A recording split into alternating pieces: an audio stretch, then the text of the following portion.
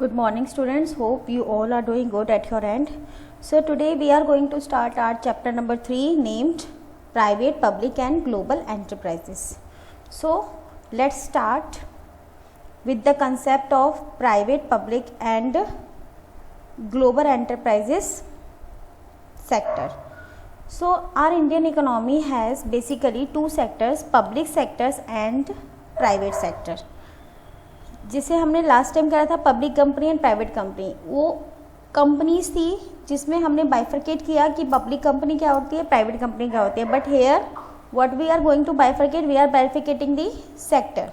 सो वो सेक्टर जो public sector है that means owned and manage by the government. जो गवर्नमेंट मैनेज करती है उसको हम पब्लिक बोलते हैं, पब्लिक सेक्टर. और जो प्राइवेटली मैनेज किया जाता है मीन्स प्राइवेट लोगों के हाथ में होता है वो होता है प्राइवेट सेक्टर. जैसे हमने पढ़ा था प्राइवेट सेक्टर के अंदर sole proprietorship, partnership, joint Hindu family, cooperative, company, multinational company. Company के अंदर भी दो, private company and public company है ना, public limited, private. But here हम पढ़ने जा रहे हैं basically public sector. Public sector में बेसिकली 3 होते हैं. First is departmental undertaking, statutory corporation and government companies, जिसके बारे में हम धीरे धीरे पढ़ेंगे. सो बेसिकली फर्स्ट हमें डिफ्रेंशिएट करना है बच्चे दैट पब्लिक सेक्टर क्या होता है और प्राइवेट सेक्टर क्या होता है. So first private sector enterprise. So private sector enterprise is basically which is owned, control and manage by private businessmans, जैसे टाटा, रिलायंस. ठीक है. The main object of such undertaking is to make profit. इनका main objective क्या होता है कि हमें profit earn करना है, हमें प्रॉफिट अर्न करना है. लेकिन प्राइवेट सेक्टर्स का मेन ऑब्जेक्टिव पब्लिक सेक्टर का मेन ऑब्जेक्टिव होता है सर्विस प्रोवाइड कराना. जैसे रेलवेज हो गई, ठीक है, स्कूल्स हो गए, गवर्नमेंट स्कूल्स हो गए, उनका मेन मोटिव है सर्विस प्रोवाइड कराना. आर्मी हो गई, आप लोगों को पता होगा, दिल्ली पुलिस है, ये सब. सो प्राइवेट सेक्टर्स में हमने ये सब पढ़ चुके हैं. Sole proprietorship, Hindu divided family, partnership, cooperative and joint stock company. अब हम बात करते हैं पब्लिक सेक्टर की. ये हमने चैप्टर नंबर 2 में पढ़ा था प्रीवियसली. अब हम बात करेंगे पब्लिक सेक्टर की. ये चैप्टर भी बहुत इंपॉर्टेंट है. Only three types are public sector organisation, जो हम एक एक करके पढ़ेंगे वो कैसे होती हैं. Firstly we need to define what is public sector enterprise. So the enterprise which is owned, managed by central government. Central government manage करती है या स्टेट गवर्नमेंट और बाय बोथ. जब हमारे को या तो सेंट्रल गवर्नमेंट या स्टेट गवर्नमेंट या दोनों मिलके, मीन्स बेसिकली जहाँ पे गवर्नमेंट का स्टेक हो, गवर्नमेंट का कंट्रोल हो, उसे पब्लिक सेक्टर बोला जाता है. The basic purpose is to render service. और हमारा प्राइवेट सेक्टर में क्या था, हमें प्रॉफिट अर्न करना था. तो जब हम सिर्फ सर्विस मोटिव के लिए किसी ऑर्गेनाइजेशन को इस्टेब्लिश करते हैं उसको बोलते हैं public sector which is own, manage and control by central government, state government और both. For example railways, LIC, FCI, post office etcetera. ये प्रॉफिट अर्न करने के लिए नहीं है, basically these are for service purpose. Now forms of business public sector enterprise. Basically there are 3 kinds of public sector enterprise. First is departmental, public corporation and government companies. हम एक एक करके इनके बारे में पढ़ेंगे. अगर मैं फर्स्ट की बात करूं डिपार्टमेंटल अंडरटेकिंग, उसमें आ जाएगा Indian post. Public corporation means भारतीय रिजर्व बैंक. एंड इधर company government of India undertaking like Indian telephone industries. ठीक है. चलिए सबसे पहले हम पढ़ते हैं डिपार्टमेंटल अंडरटेकिंग. इसके क्या फीचर्स होते हैं, कैसे ये अलग हमें पता चलता है कि ये अलग है. इसके मेन फीचर्स होते हैं, पहला that it is created by the government. इसको गवर्नमेंट क्रिएट करती है. इसका फाइनेंस मीन्स इसके जो खर्चे होते हैं वो भी, एंड पूरा का पूरा कंट्रोल किसका होता है, गवर्नमेंट का होता है. These are manage by government officials. और इसके अंदर जो एम्प्लॉयज़ होते हैं वो भी गवर्नमेंट के एम्प्लॉयज़ होते हैं. मीन्स उनकी सैलरी गवर्नमेंट पे करती है. And they are basically under the control of a ministry, जो मिनिस्ट्री के अंदर होता है. जैसे रेलवे, तो रेलवे की एक अलग मिनिस्ट्री है. एयरलाइंस तो एविएशन मिनिस्ट्री अलग है. और वो एक मिनिस्ट्री के अंदर आते हैं बेसिकली। सो एग्जाम्पल्स देख लीजिए, ऑल इंडिया रेडियो, दूरदर्शन, भारतीय डाक, Indian railways, post and telegraph, इन सब के अंदर एक मिनिस्ट्री अटैच होती है, उनका फाइनेंस वहीं से आता है। बल्कि रेलवे का तो एक अलग से बजट, आप लोगों को पता होगा हर साल एक अलग बजट होता है, अलग से कैलकुलेशन होती है। सो इसके फीचर्स क्या हैं? तो फर्स्ट एंड फॉरमोस्ट फीचर है इसका फंडिंग। इसका जो बजट होता है बेसिकली वो गवर्नमेंट कंट्रोल करती है, फाइनेंस्ड थ्रू बजट एलोकेशन। जैसे रेलवे का बजट आता है कि इतने रुपए रेलवे में लगेंगे इस साल, ऐसा होगा वैसा होगा। सो बेसिकली गवर्नमेंट का पूरा कंट्रोल रहता है, गवर्नमेंट इसका बजट डिक्लेयर करती है। ऑडिट एंड कंट्रोल, क्योंकि इसमें मनी इन्वॉल्व है, वो भी गवर्नमेंट का, तो इसके ऊपर ऑडिट और कंट्रोल किसका होगा? गवर्नमेंट का। So they are subject to government audit. It is compulsory, मना नहीं कर सकते ये। एम्प्लॉयज, इसके जो एम्प्लॉयज होते हैं वो कौन होते हैं? Government servants. आपको पता होगा कि जो लोग गवर्नमेंट जॉब में होते हैं, कैसे पता चलता है वो गवर्नमेंट जॉब है? क्योंकि वो इन्हीं डिपार्टमेंट्स में एम्प्लॉयड होते हैं। कंट्रोल किसका होगा? Yes, it is subject to direct control by the concern ministry. जो भी मिनिस्ट्रीज के साथ अटैच है वो पूरा का पूरा इस पर कंट्रोल करेगी, ठीक है, डिसाइड करेगी, इसके बारे में डिसीजन लेगी। अकाउंटेबिलिटी, अकाउंटेबिलिटी का मतलब होता है बेटा आंसरेबिलिटी, कि आपको किसी को आंसर करना है। जैसे आपको कोई टास्क दिया गया है, ठीक है, फिर आपसे कोई आके ही नहीं पूछे कि क्या आपने काम किया, तो क्या आप कभी काम करोगे? नहीं करोगे। तो इनकी आंसरेबिलिटी है, मीन्स इनको आंसर करना है। किसको? गवर्नमेंट को। Accountability to the ministry and government. अब इसके मेरिट्स मतलब, मेरिट्स का मतलब होता है पॉजिटिव पॉइंट्स, प्लस पॉइंट्स, इसके अच्छी बातें। तो फर्स्ट है कंट्रोल ऑफ पार्लियामेंट। पार्लियामेंट आपको पता है ना, जैसे रेलवे का बजट आता है वो पार्लियामेंट में पेश होता है। सो पूरा का पूरा कंट्रोल होता है पार्लियामेंट पे। Better control over funds and operation as it is control by the ministry. Ministry से पूरा कंट्रोल करती है, तो इसके फंड्स का, इसके ऑपरेशंस का अच्छा मैनेज कर पाता है मिनिस्ट्री। पब्लिक अकाउंटेबिलिटी मीन्स आप पब्लिक के लिए अकाउंटेबल, बोलते ना बहुत पैसे ले रहे हैं लेकिन लोगों को सुविधाएं नहीं हैं, ऐसा वैसा करके। सो गवर्नमेंट ने रेलवे बनाई है तो गवर्नमेंट भी रिस्पॉन्सिबल है, और किस लिए? लोगों को सर्विस देने के लिए। So it is the responsibility to the government कि आपको पब्लिक के लिए अकाउंटेबल होना पड़ेगा। Source of revenue of government, अब आपको पता ही है कि रेलवे से वैसे तो हम टिकट लेते हैं, तो हमें पैसे देते हैं तो हम टिकट लेते हैं, लेकिन इसके अलावा भी गवर्नमेंट अपनी तरफ से भी फंड डालती है, क्योंकि उन पैसों से इतना कुछ नहीं हो पाता, इतनी बड़ी रेलवे नहीं चल पाती। So income earn by these organisation directly goes to the treasury. अब इनसे जो इनकम मिलती है वो सीधा ट्रेजरी में जाती है। ट्रेजरी मीन्स खजाने में जाती है, गवर्नमेंट का रेवेन्यू अर्न होता है। बिकॉज हम यहाँ पे पॉजिटिव बातें कर रहे हैं। नेशनल सिक्योरिटी, जैसे मैंने आपको बताया आर्मी वगैरह। So secrecy can be maintain specially in case of strategic industry such as defence. हम इनको प्राइवेट के हाथों में नहीं दे सकते डिफेंस वगैरह को, ये तो हमें अपने हाथों में लेनी पड़ेगी। अगर हम ऐसा करेंगे तो हम एक अच्छी सीक्रेसी मेंटेन कर पा रहे हैं, ठीक। अब इसी डिपार्टमेंट की कुछ लिमिटेशंस होती हैं। लैक ऑफ फ्लेक्सिबिलिटी, बहुत ज़्यादा फ्लेक्सिबल नहीं है, मीन्स गवर्नमेंट का बहुत ज़्यादा कंट्रोल है। So they are having predetermined rules and regulations. Interference from the ministry, ministry बहुत ज़्यादा इंटरफेयर करती है, वो मतलब फ्री होके डिसीजन नहीं ले सकते।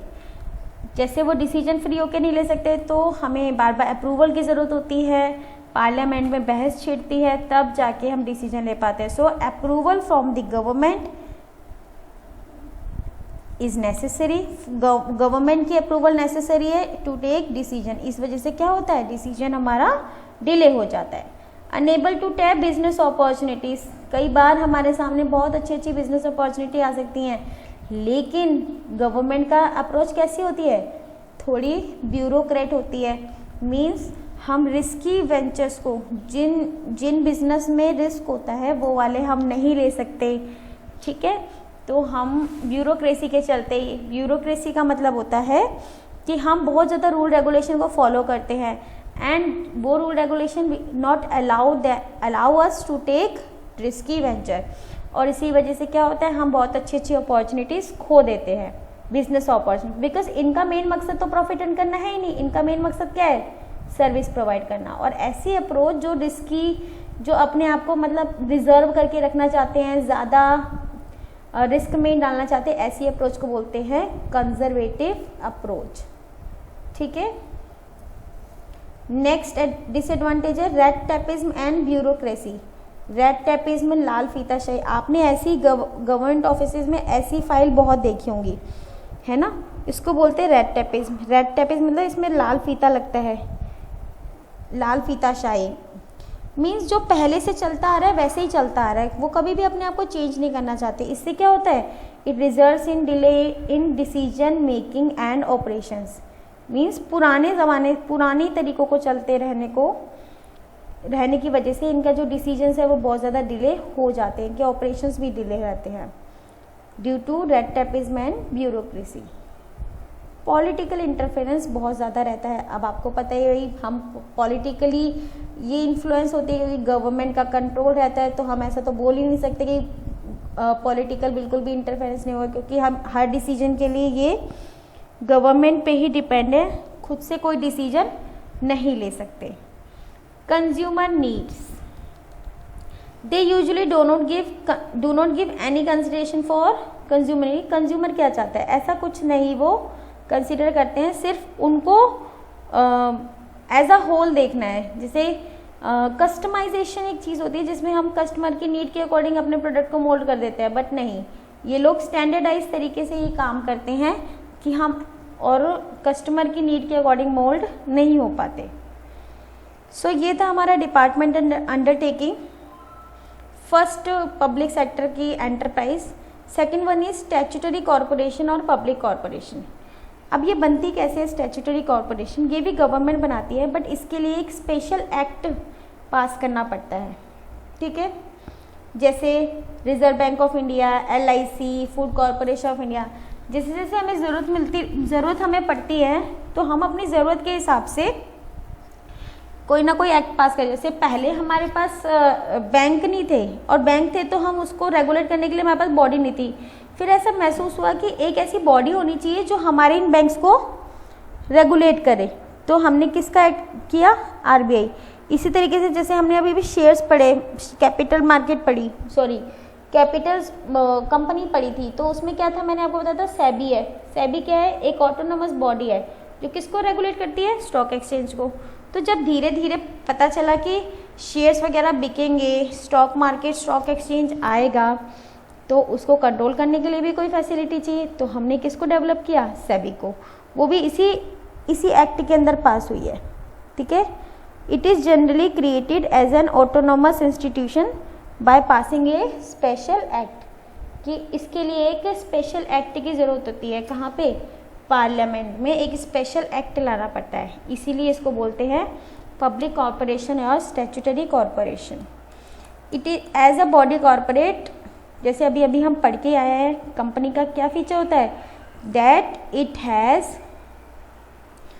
Separate entity. ये एक सेपरेट एंटिटी है किसकी नज़र में, in terms of legal, and can sue, और इसके ऊपर हम केस कर सकते हैं, और ये किसी पे भी केस कर सकती है, और ये कॉन्ट्रैक्ट कर सकती है, acquire property in its own name. Means इस पे गवर्नमेंट का कंट्रोल है, बट बहुत ज़्यादा नहीं है। आपकी जो CBSE आती है वो भी इसी के अंदर आती है। जब गवर्नमेंट को ऐसा लगा कि भाई हमारे ऑल ओवर इंडिया के अंदर एक ऑर्गेनाइजेशन होनी चाहिए जो पूरे एजुकेशन का बोर्ड एक जैसा रखे, तो उसने किसको डेवलप किया, CBSE को। ठीक है, इसी तरीके से आपका जो है केंद्रीय विद्यालय संगठन है, ये भी कौन सी बॉडी है, स्टैट्यूटरी कॉरपोरेशन है। इस पे भी गवर्नमेंट का कंट्रोल है, बट समहाउ ये अपनी डिसीजन खुद ले सकती है। ठीक है, ये क्या है, एक सेपरेट एंटिटी है, बहुत ज़्यादा अलग नहीं है, बट थोड़े बहुत डिसीजन ले सकती है। बहुत ज़्यादा ये नहीं कहेंगे हम कि भाई बहुत स्वतंत्र है, ऐसा कुछ नहीं है। सो सम इम्पॉर्टेंट पब्लिक कॉरपोरेशन सामने देख लीजिए, reserve bank of India, Indian airlines corporation, LIC, Kerala state road transport corporation. अब क्योंकि हम बात यहाँ पे स्टेट और सेंट्रल दोनों की कर रहे हैं तो दोनों के बारे में जानना ज़रूरी है, इसलिए जो लास्ट में सिंबल है वो किसका है, केरला स्टेट का है।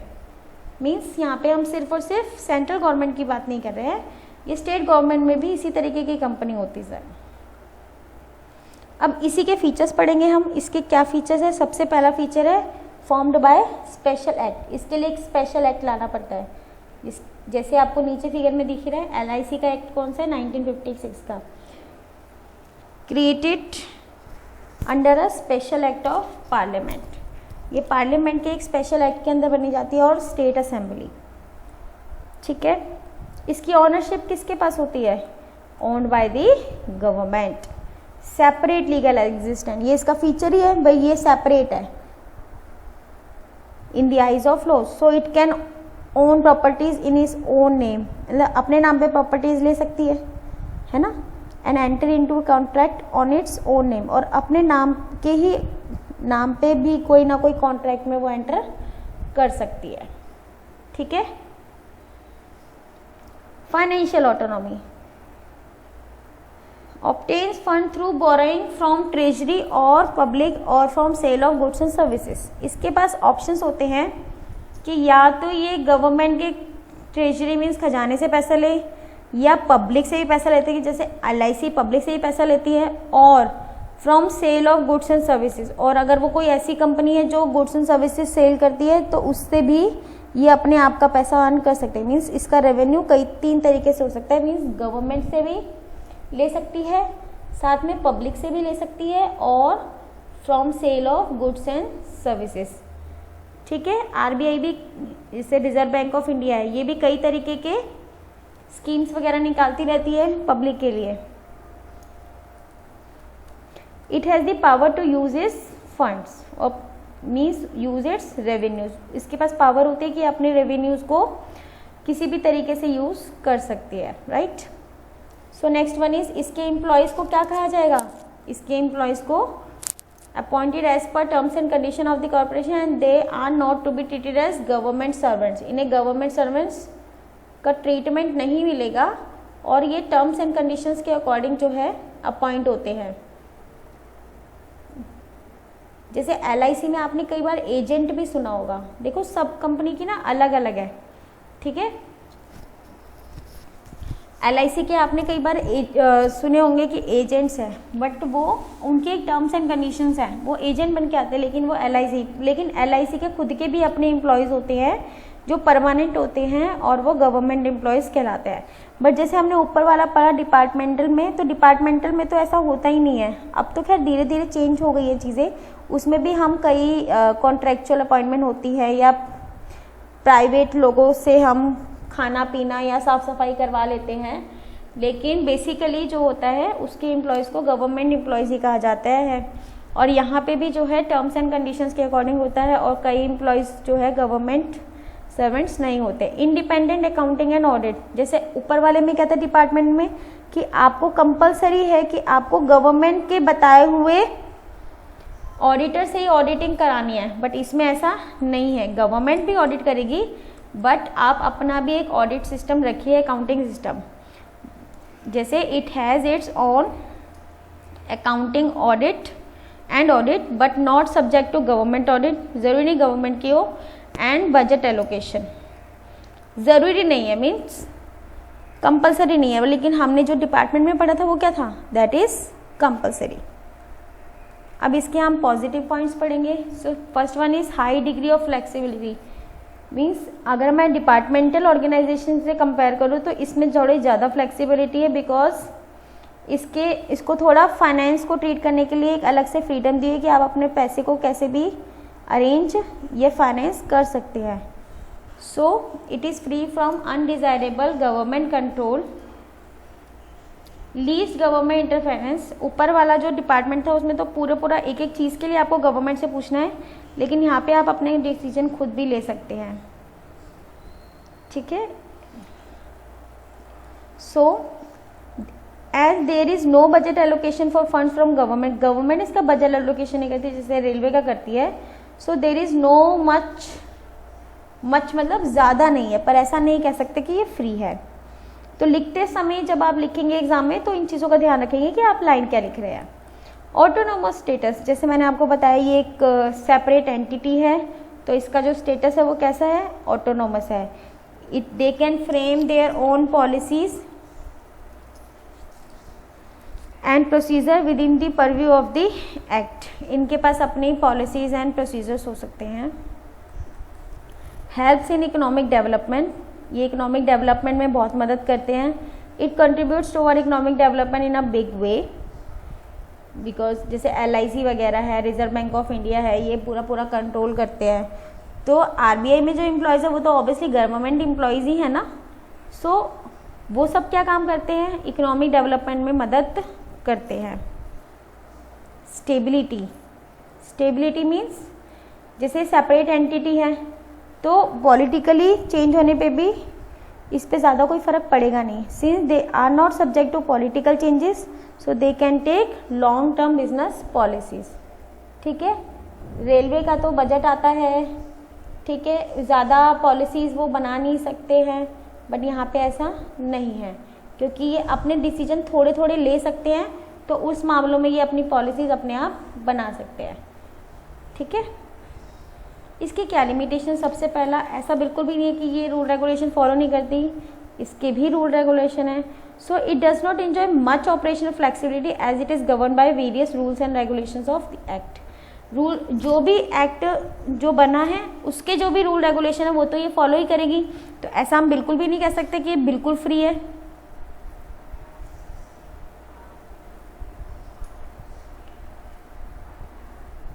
दूसरा, पॉलिटिकल इंटरफेरेंस, ऐसा बिल्कुल भी नहीं है कि पॉलिटिकल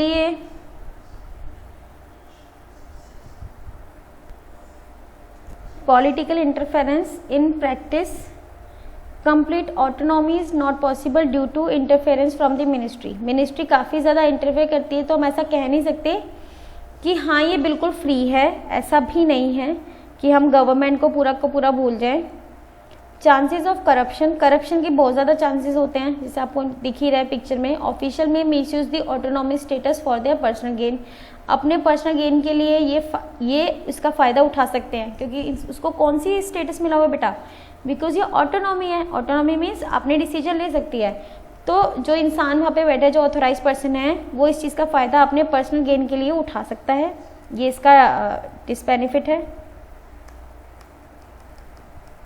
नेक्स्ट है इनएफिशिएंसी, कि ये जो इसके जो एम्प्लॉयज़ हैं वो इनएफिशिएंट हो जाते हैं, बिकॉज कंपटीशन तो कोई नहीं है ना स्पेशल एक्ट से। जैसे RBI है, कोई कंपटीशन नहीं है, RBI तो एक ही है।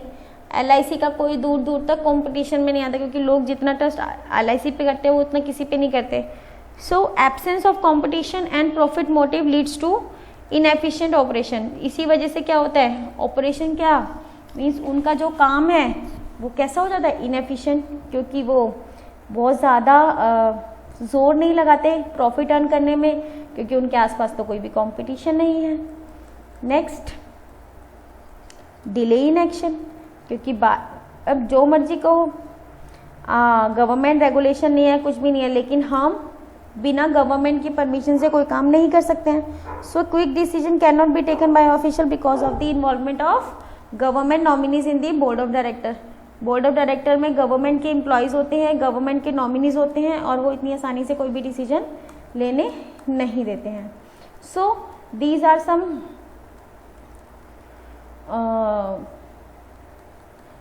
Demerits of public corporation.